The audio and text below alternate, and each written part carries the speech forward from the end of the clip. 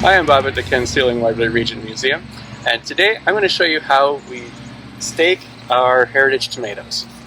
The idea with staking tomatoes is that you have lots of branches down at the bottom. When they get heavy, they're just going to lie down on the ground, and that means the tomatoes will wind up on the ground, and they'll probably rot, or they'll get insects in them. It's much better if the plants are upright, and that way they get better ventilation and they stay off the ground, they dry out faster, and that keeps them from going bad.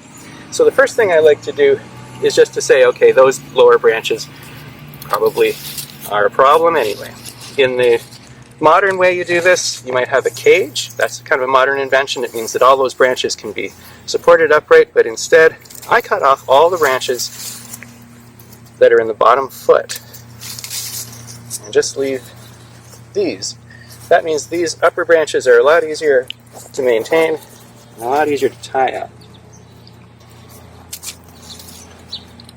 So we'll take something that we like to use here at the museum. These are old shirts.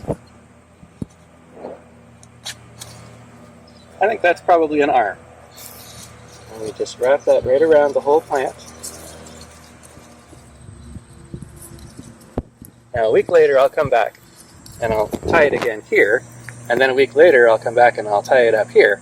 And that way the plant grows nice and straight up. All the tomatoes will sort of hang right about this high, and they won't sit on the ground, and that means they will dry off fast after it rains, and it means that they'll stay nice and perfect until they're ready and ripe.